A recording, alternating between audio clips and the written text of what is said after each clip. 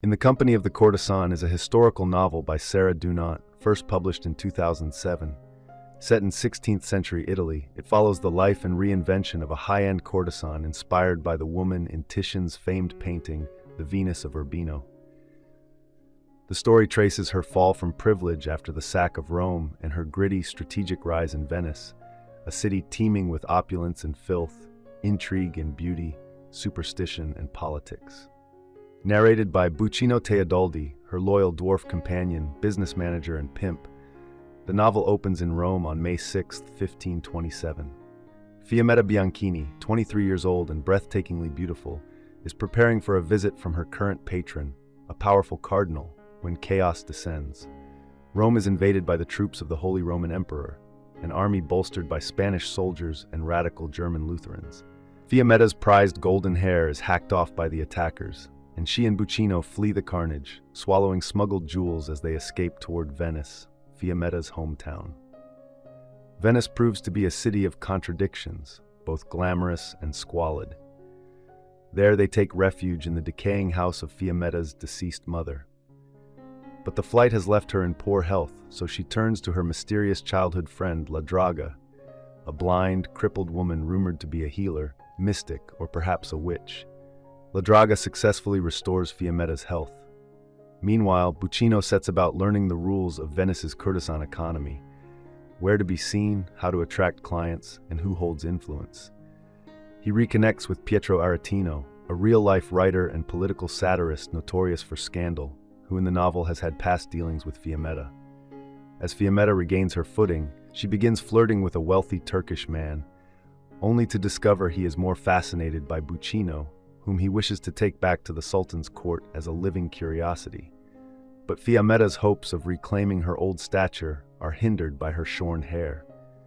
La Draga offers an expensive cosmetic solution, so Bucino attempts to sell one of the jewels they smuggled from Rome, only to discover it has been replaced with colored glass. Bucino learns that elite courtesans reside in the heart of Venice, but they cannot afford to relocate. Fiammetta adapts by conducting business from a gondola. In a desperate attempt to raise funds, Bucino considers selling a book of poetry that Fiammetta treasures, only to find it filled with Aretino's pornographic drawings and poems. They use it to blackmail Aretino into helping them reconnect with a wealthy patron from Fiammetta's past.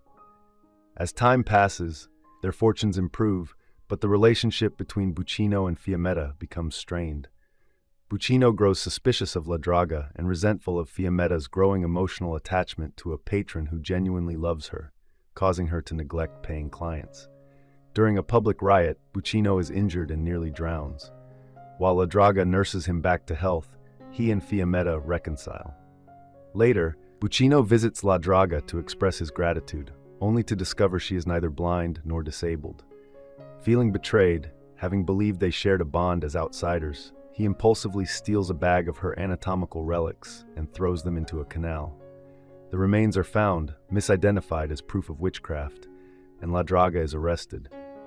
Though Bucino and Fiammetta try to save her, it's too late. She is executed.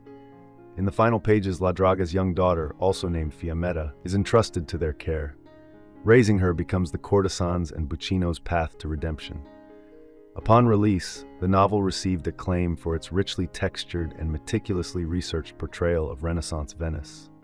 Critics praised the absorbing plot, complex characters, and seamless blend of historical and fictional figures. As Virginia Rounding noted in The Guardian, Sarah Dunant is a highly satisfying storyteller, and in her hands, 16th century Venice comes to life convincingly. Her skill is evident in the fact that the real characters, including the writer and scourge of princes Pietro Aretino and the painter Titian, do not seem out of place among their fictional counterparts. Thank you for watching. If you enjoy this video, leave a like and subscribe.